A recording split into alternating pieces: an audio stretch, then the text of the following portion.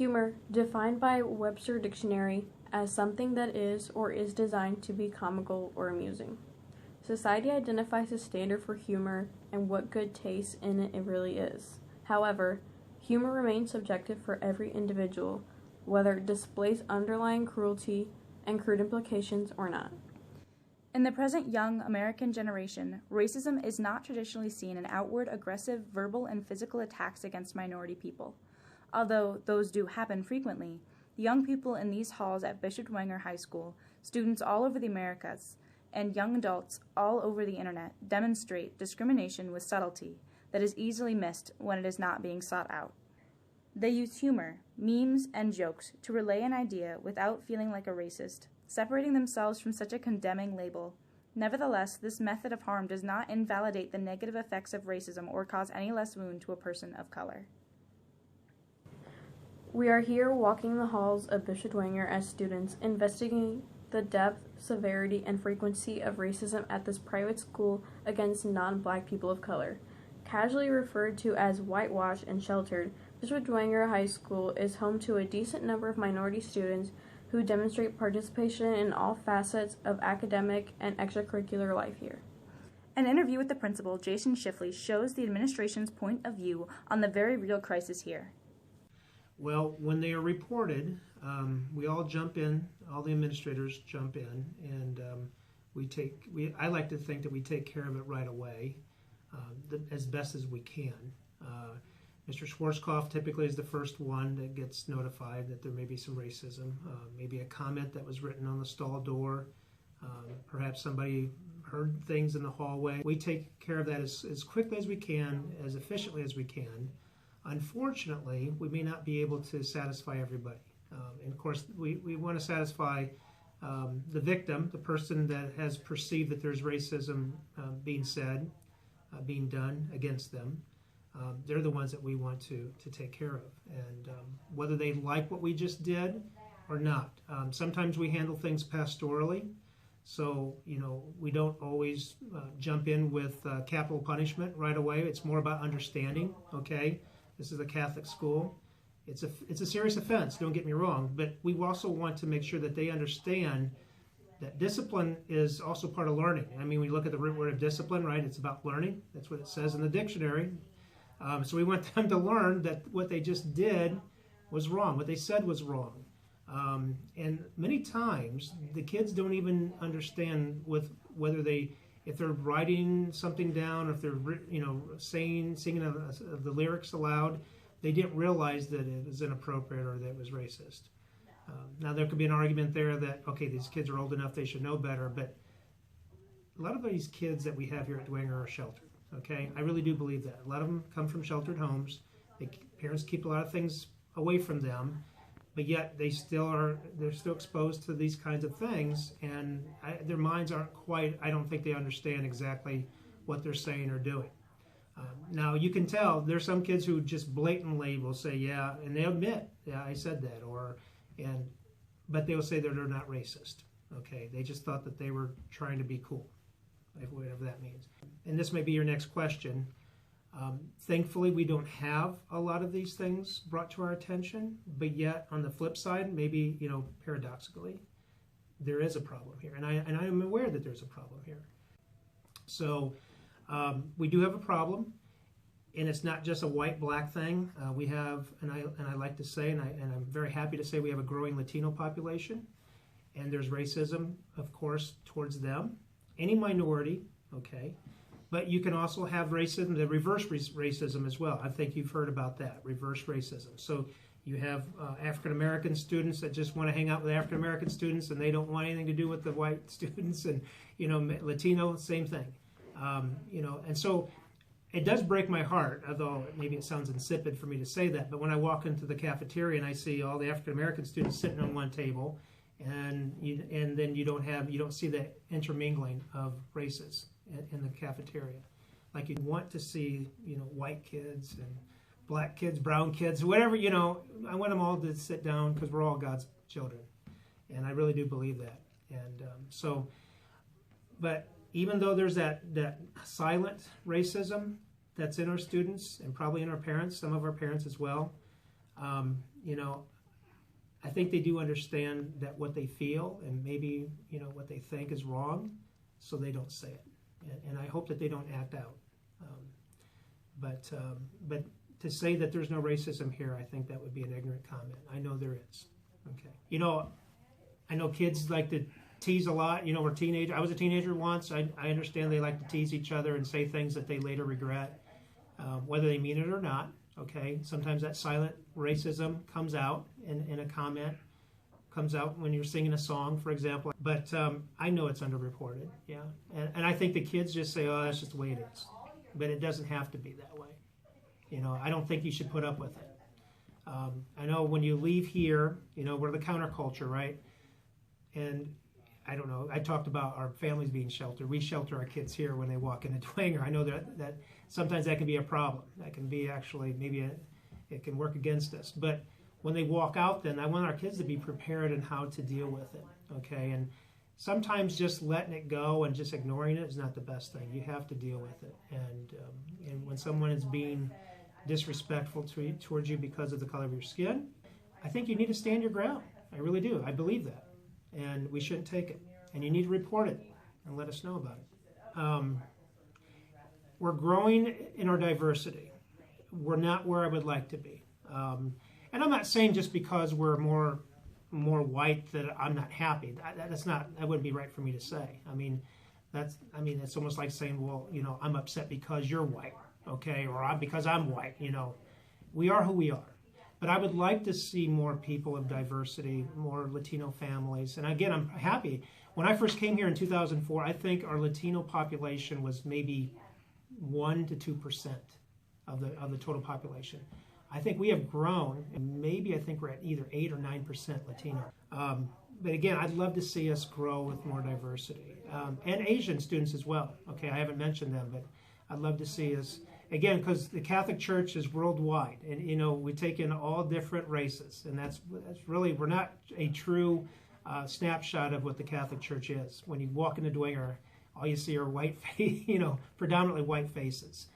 But it's also when you look at our feeder schools, okay, and where we come from. Many of our families are white-collar families that live, you know, they're suburban families. Lures on the other end, they're on the south end of town. They have more of an urban population, okay. So we like to, I see that sprawl where it's coming now more this way, northwest, northeast, and we're seeing more diversity coming. I mentioned that there's a lot of silent racism. I want them to know what they're feeling, what, you know, maybe what they hear around them. I'm not saying necessarily from home, but maybe around their peers, that when they know it's wrong, it doesn't feel good. You know, they know. We're old enough to know better, right? We can handle this pastorally. I can approach it pastorally, and I will. But it'd be nice if we didn't have to address it. They would know that it's wrong the first time they hear it, and they would shut down their friends, shut down their brothers and sisters, maybe even their parents if they hear their parents say it, and just say that's not right. Shockingly, our principal recognizes the problem but doesn't see the true severity and needs of students that they have to say here and now in their own words.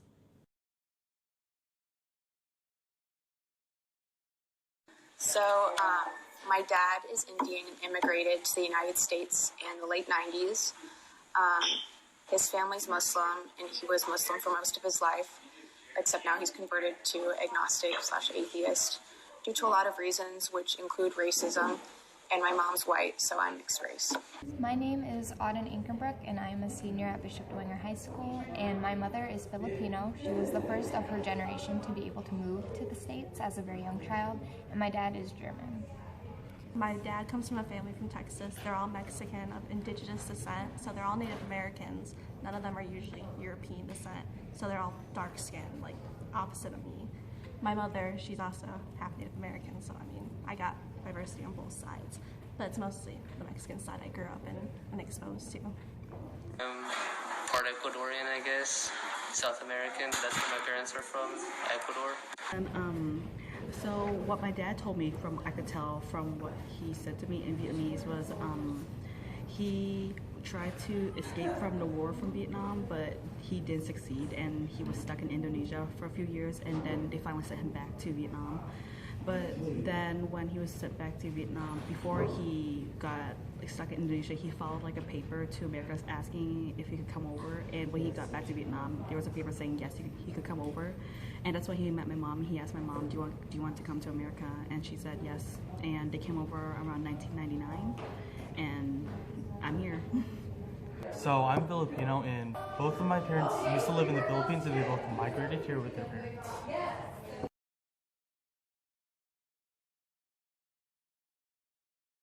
Definitely.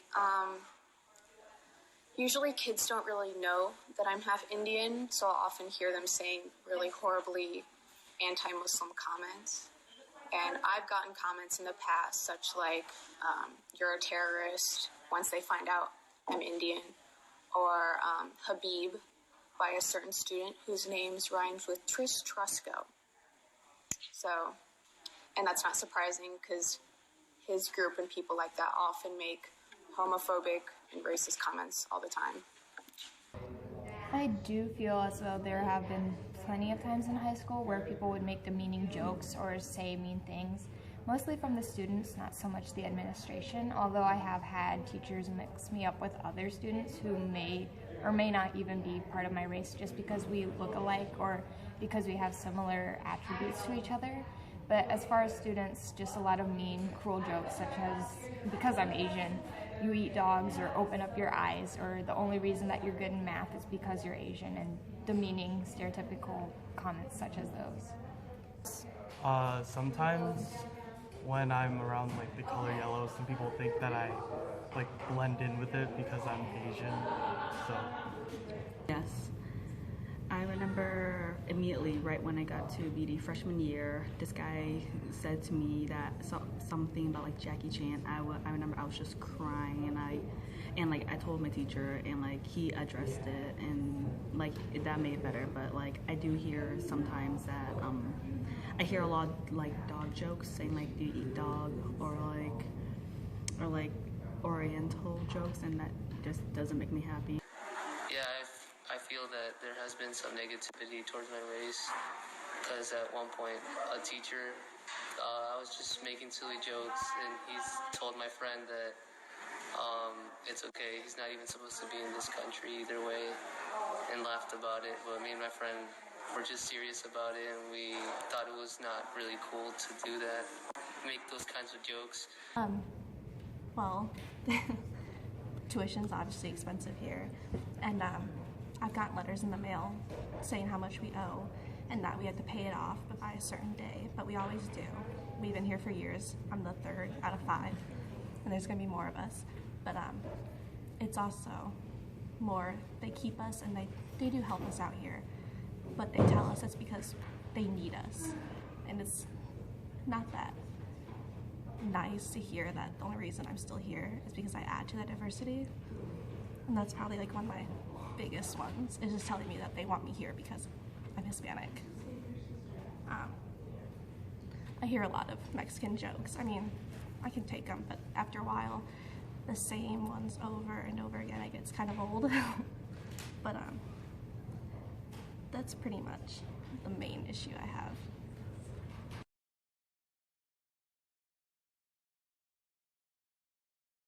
I believe although it is better than it used to be from my freshman year, we still have a lot of work to do, and that becoming an accepting, welcoming community, especially as Catholics, we have a lot of positivity to work on. When you come into the hallways, you just see white faces. I feel like that there's not enough diversity at Dwenger, like especially in clubs. I think Dwenger is getting there to where it's like diverse and everything, but it's not yet there. But I've seen the freshman class this year, there's way more. It's getting better now, but with Latinos, there's obviously a lot more, and that's kind of nice to see because more people know what I'm talking about when I talk about music or TV shows and movies, which is great, but definitely not as great as it could be.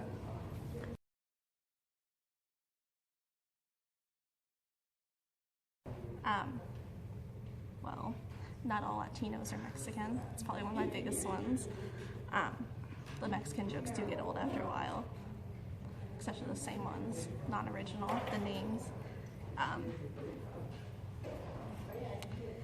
When you ask me to speak Spanish on command, it's probably my biggest issue. It gets old, and I'm not gonna answer. I do come from a different background, but I'm also fully American.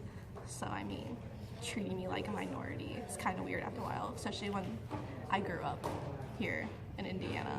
Yeah, I'm from a Texas family, but I was raised here in Hoosier State. So, I don't know. I never really felt different until I went to school, where I was the only Mexican girl till 5th grade, and still kind of feel that way. You should just respect everyone's origins and everything like that. Like, it's not really a joke to make fun of, especially since there's a lot of people here who work hard, especially because some parents come here wanting the best for their children and for the rest of the generations. I wish just anybody knows that, like, the jokes really hurt. Like, I know I really, like, laugh it off, but it does stick with me, and, like, I hear it all the time. Like, I heard one time for a dress down day, I heard someone would comment back, say ching chong, and, like, I probably did not even know this person in the first place. So, yeah.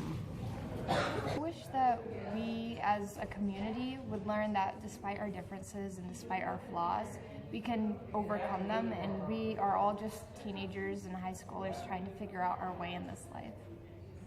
I wish there was more education on different cultures and religions, like the ecumenism class. That shouldn't be an elective, that should be required, so kids are knowledgeable on different cultures, because I think the cure to racism is empathy and understanding.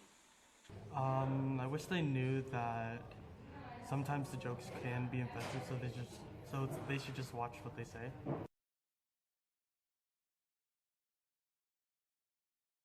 That they should be more aware of what's going on with their teachers and students.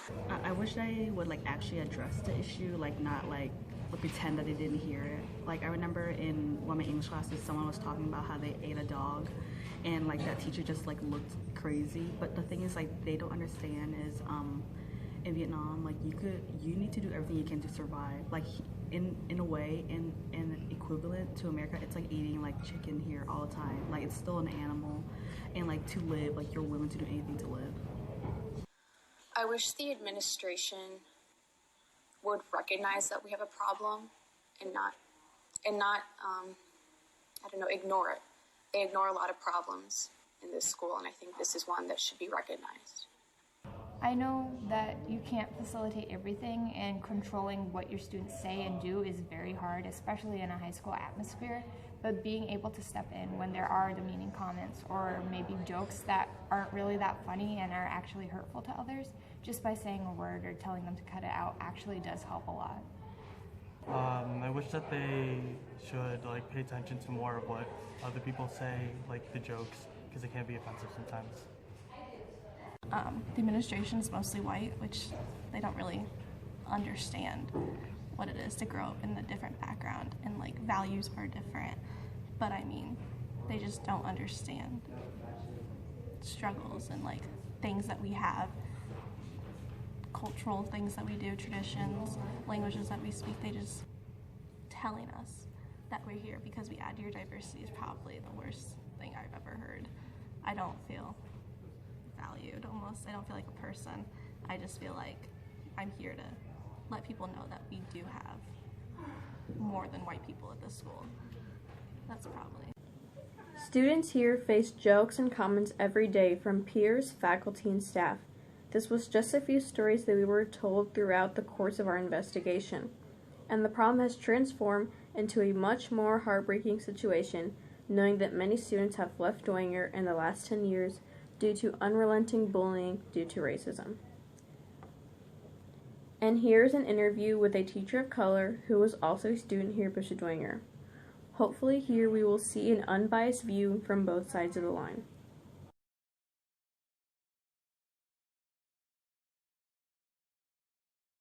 I consider myself Hispanic. My dad is an immigrant from Cuba. He came all by himself when he was 13 as a refugee. And then when I was growing up, every Sunday we'd go to my grandparents' house and everybody was speaking Spanish. But that was really my only experience with Spanish, just like kind of Sunday culturally, but I still identify, as Hispanic. And then coming to Dwenger, it was just kind of like a side part to who I was. And I don't know that it was really an identifying thing, so I don't know that I stuck out and maybe people saw me as different, but still, I mean, it's part of my family culture, and it was still a part of who I am.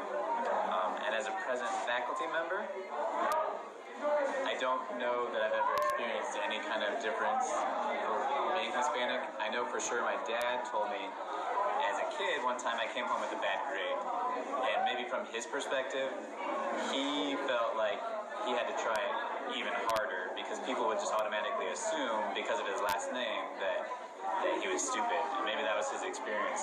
Just maybe because you're Hispanic that people will just automatically think that you're not as smart as everybody else. So a bad grade really was not acceptable. And so he made me for sure work to get those good grades, really just kind of to defend the family name.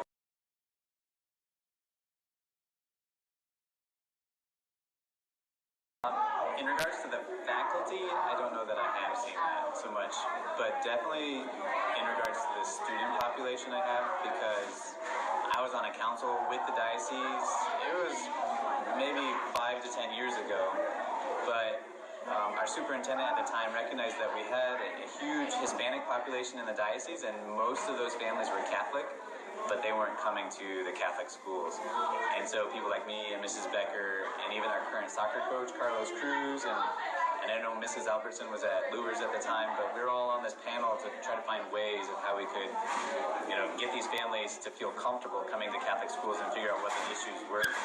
And so we took a lot of steps, and I think now we can see there is a large population of Hispanic kids in the high school. I don't know about in the grade schools, but I think there may be a perceived negative sense, like maybe some of the kids will have an attitude towards the Hispanic kids, and I'm not exactly sure what they're saying, but I think myself, I would always think, well, if they're going to say stupid things, like, I don't care about that opinion, I'm better than that, but still, I think the school has been working at least to bring people in, but to teach people how best to deal with people that are different than them, I think we could do better with that.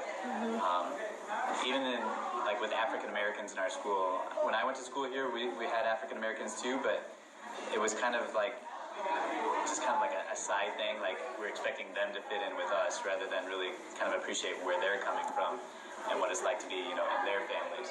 So I think we could be doing more as a school, really just to get people comfortable with each other and not just be so ignorant. I think that's a big problem, just ignorance.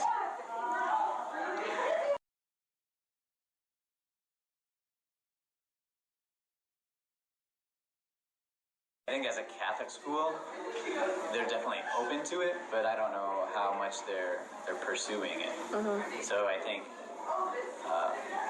the church is welcoming to everybody, and I don't know if there's anything structured, like even a special program, to get our kids involved with, being racially inclusive. I think it's just more like if things happen, then we'll deal with it at the time. But for sure, I think ignorance is a big problem where we maybe should have some kind of structured program, and I don't know if you incorporate that into the theology curriculum or into the social studies program or wherever it is. Just kind of find a way to make everybody more aware of all the different backgrounds that people might come from.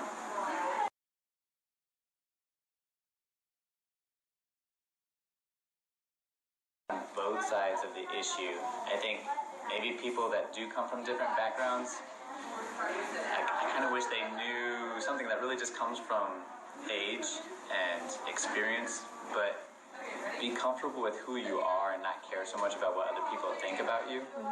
But then I think it would also be good for our students, maybe on the other side, to know that just because somebody's different from you, that doesn't mean that they're bad or they're less than you. It's just different, and they have, a different set of gifts that they might be bringing to the table. So I think ignorance in that case could be something that we really could deal with. And then just the other one is just kind of keep encouraging kids who maybe feel like they're suffering from racism or whatever to just, like, be more comfortable with, like, who cares if somebody is saying something about you. I know it's tough. As a Catholic school with an overwhelming majority of Caucasian students, the overwhelming message that we have for the student body is really just check your privilege and check your ignorance. Guad and Korinne, out.